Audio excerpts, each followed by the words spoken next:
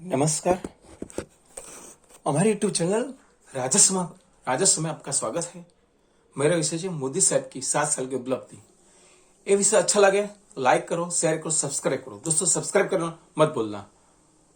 पास में आ रहा bell icon button press करना जिसलिए नोटिफिकेशन के अंदर दूसरा वीडियो मिल सके। भूतपूर्व आरबीआई गवर्नर रघु राजन का सनसनीखेज खुलासा पूरा सबूतों सुरा के साथ देश का 5 लाख किलोग्राम सोना अगस्त 2013 में गिरवे रख के नौबत आ गई थी। देश की अर्थव्यवस्था की उस भयंकर बदहाली की शर्मनाक कहानी क्यों भूल गए राहुल गांधी और लुटियन मीडिया गोदी मीडिया के चाटोकार कांग्रेस पत्रकार। आजकल राहुल गांधी और लुटियन मीडिया के कांग्रेसी चाटोकार पत्रकार लगातार यह मातम कर रहे हैं कि प्रधानमंत्री नरेंद्र मोदी ने देश की अर्थव्यवस्था को तबाह कर डाला है। वो है ना सुब्रमण्य क्या वो महाजन वो बैठते हैं ना, नाम में भूल गया। वो अध्यक्ष के वो पहले बैन बैठता था। वो देश की अर्थव्यवस्था तबाह कर दिया। महाजन के उसका क्या नाम, उसको भी मगज नहीं चलता, दिमाग नहीं चलता, इसलिए तो बोला कि मोदी ने अर्थव्यवस्था तबाह कर डाला है। ये 5 साल में तबाह कर डाला है। सुमित्रा महाजन, उसका दिमाग नहीं है, मेरा दिमाग है। मैं कई उपलब्धि बता चुका हूँ ये जगह पर। मैं वीडियो बनाकर कई उपलब्धि दिखा चुका हूँ। उसको तो दिमाग है नहीं कि कितना पावरफुल है। 15 साल का जिस देश का भविष्य 15 साल का, उसका पाया 15 साल में डाल सकते देश में, वो 3 साल में डाल दिया देश का भविष्य का पाया। वो इतनी ताकत, पुलचंद शास्त्री है, उसको 415 भाषा 415 भाषा उसकी आती है। तो हाल है उमराला तालुका में, भावनगर साइड। तो ये वो शक्ति मोदी के पास है, वो राजकारण में। तो इतना दिमाग, और शास्त्री नहीं है तो अर्थशास्त्र के बाप है, नारायण मंत्री का बाप है। इतना दिमाग तेज है। वो एक शक्ति है, इंसान नहीं, शक्ति के बाद में इंसान है।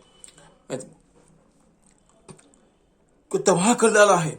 वो सुमित्रा दूसरा पीड़ाते है कान में, चेयर पड़ते हैं दूसरा कांग्रेस लोग। वो सही समझ नहीं सकती, उसका दिमाग कम चलता है, तबाह कर डाला है। अतः आज यह दिलाना जरूरी है, यह याद दिलाना जरूरी कि देश की अर्थव्यवस्था की बर्बादी, तबाही का अर्थ क्या होता है। वह तारीख थी 29 अगस्त 2013 को। उस दिन तक कांग्रेस नेतृत्व वाली यूपीए सरकार अपना खुद 9 वर्ष 3 मास का कार्यकाल पूरा कर चुकी थी। इस समय 29 अगस्त 2013 को पूरे देश के मीडिया में प्रमुखता से छपी एक खबर से पूरे देश में सनसनी फैल गई थी। अंतर्राष्ट्रीय स्तर पर देश की छवि बहुत बुरी तरह धूमिल हुई थी।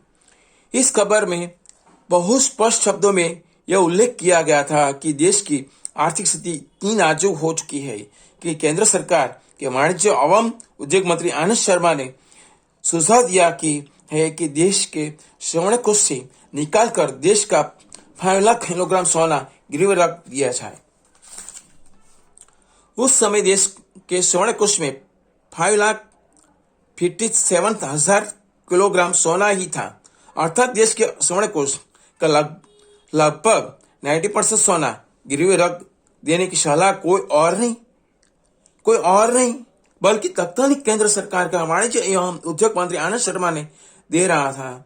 उस समय के बाजार भाव 27,750 प्रति 10 ग्राम के हिसाब से इतने सोने की कीमत 1.38 लाख करोड़ रुपया। तथाकथित महान अर्थशास्त्री प्रधानमंत्री मनमोहन सिंह ने अपने कार्यकाल में 10 वर्ष में देश की अर्थव्यवस्था को इतनी दयनीय स्थिति में पहुंचा दिया था कि मीडिया छपी उपरोक्त सनसनीखेज खबर के पश्चात देश में उपजे जनाक्रोश के दबाव में देश के तत्कालीन वाणिज्य मंत्री आनंद शर्मा ने सफाई दी कि मेरी बात को गलत तरीके से प्रस्तुत किया गया है। लेकिन आनंद शर्मा की उस इस सफाई की धज्जियां उगले 2 और 3 महीने में घटनाक्रम ने उड़ा दी थी। देश और दुनिया में हो रही जबरदस्त थू के कारण सोना तो गिरवे नहीं रखा गया था, लेकिन लेकिन देश की दयनीय अर्थव्यवस्था पर पर्दा डालने का एक दूसरा चोर दरवाजा मनमोहन सिंह की तत्कालीन यूपीए सरकार ने खोज लिया था। अपने शासनकाल के अंतिम वर्ष में यूपीए सरकार ने सितंबर 2013 से दिसंबर 2013 के मध्य foreign currency non resident deposit यानी FCNR-B के माध्यम से लगभग $25 बिलियन के कर्ज समेत कुल $2.32 बिलियन 2.23 लाख करोड़ रुपया का अनपेक्षित कर्ज देश के माथे मढ़ दिया था। इस कर्ज का भार भी मोदी सरकार ने ही ब्याज सहित उतारा है। उपरोक्त तथ्य से यह भी स्पष्ट होता है कि मनमोहन ने अपने कार्यकाल के अंतिम वर्ष में देश का 19% सोना गिरवे रखकर 1.838 लाख करोड़ रुपए का जुगाड़ करने के बावजूद वह स्थिति नहीं सुधरती। इसलिए foreign currency non resident deposit यानी FCNR-B ने माध्यम से यूपीए सरकार ने 2.23 लाख करोड़ रुपया के कर्ज का जुगाड़ किया था।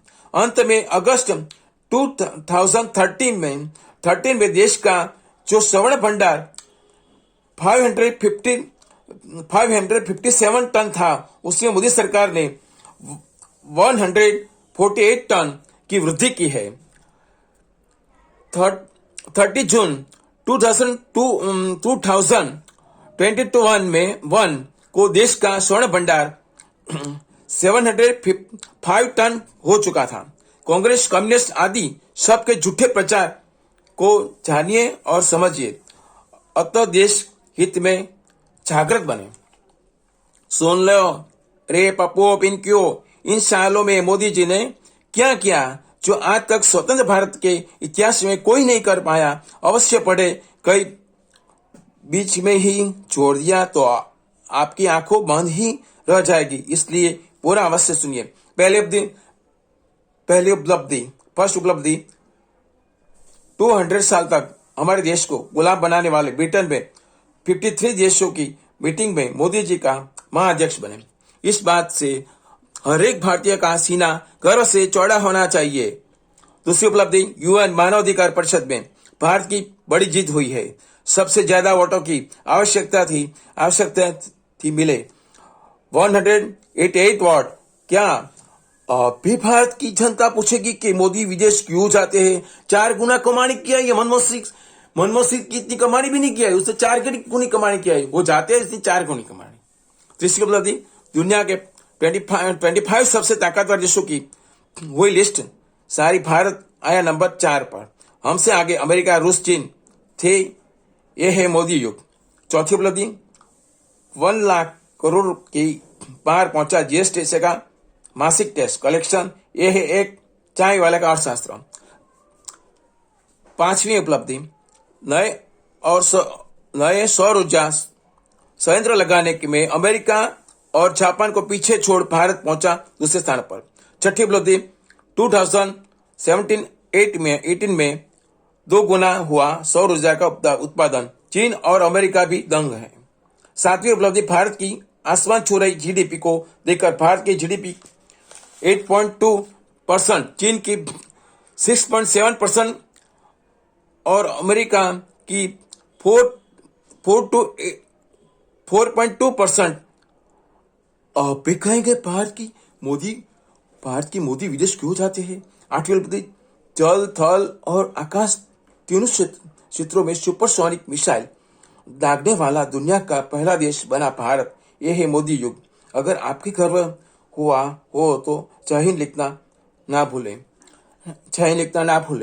नवी उपलब्धि, 70 सालों में पाकिस्तान को कभी गरीब नहीं देखा, लेकिन मोदी जी ने आते ही पाकिस्तान कंगाल हो गया। दरअसल पाकिस्तान का कमाई का जरिया भारत की नकली नोटों का व्यापार था। जिससे मोदी जी ने खत्म कर दिया। 10वीं उपलब्धि को भी पढ़े, एक बात समझे कि समझ में नहीं आती। 2014 में कांग्रेस रक्षा मंत्री ए के एंटोनी ने कहा था कि देश कंगाल है, हम राफेल तो क्या छोटा छेद भी नहीं ले सकते। पर मोदी जी ने ईरान के कर्ज भी चुका दिया, राफेल डील भी कर ली, S-400 भी ले रहे। आखिर कांग्रेस के समय का पैसा कहाँ जाता है? 11वीं उपलब्धि सेना को मिला बुलेट प्रूफ स्कॉर्पियो का सुरक्षा कवच। जम्मू कश्मीर में मिली सेना को 2500 बुलेट प्रूफ स्कॉर्पियो। 12वीं उपलब्धि अब आपको बताता हूं भारत का इन 4 सालों में विकास क्या हुआ। अर्थव्यवस्था में फ्रांस को पीछे छोड़ दिया और 6ठा क्रम बना। 13वीं उपलब्धि ऑटो मार्केट में जर्मन को पीछे छोड़ 4था क्रम बना। जर्मन छोड़ 4था नंबर बना। 14वीं उपलब्धि बिजली उत्पादन में रूस को पीछे छोड़ 3 बना। 15वीं उपलब्धि टेक्सटाइल उत्पादन में इटली को पीछे छोड़ नंबर 2 बना। 16वीं उपलब्धि मोबाइल उत्पादन में वियतनाम को पीछे छोड़ नंबर 2 बना। 17वीं उपलब्धि स्टील उत्पादन में जापान को पीछे रखकर 2 बना। 18वीं उपलब्धि चीनी उत्पादन में ब्राजील को छोड़कर 1 बना। 19वीं उपलब्धि राम मंदिर धारा 370 ट्रिपल तलाक जीत पर काम जारी, CAA NRC समल नागरिक दार समान सिविल कोड, जनसंख्या नियंत्रण कानून इत्यादि। 20वीं उपलब्धि हमेशा सोच रहने वाले हिंदुओं में राष्ट्रवाद जगा दिया। पूरी दुनिया के 125 करोड़ हिंदुओं का एक भी राष्ट्र नहीं है। मैं इस काम को सबसे महत्वपूर्ण मानता हूँ। इसको कहते हैं मोदी युग। मोदी सरकार में घाटी से हो रहा है आतंकवादी। सपा का लश्कर तोयबा के आतंकवादी नवेदवर को मार गिराया। हिजबुल के 2 आतंकवादी ढेर कर दिया। 8 महीने में 213 आतंकवादियों को 72 हुरों के पास जनूत में पहुंचा दिया।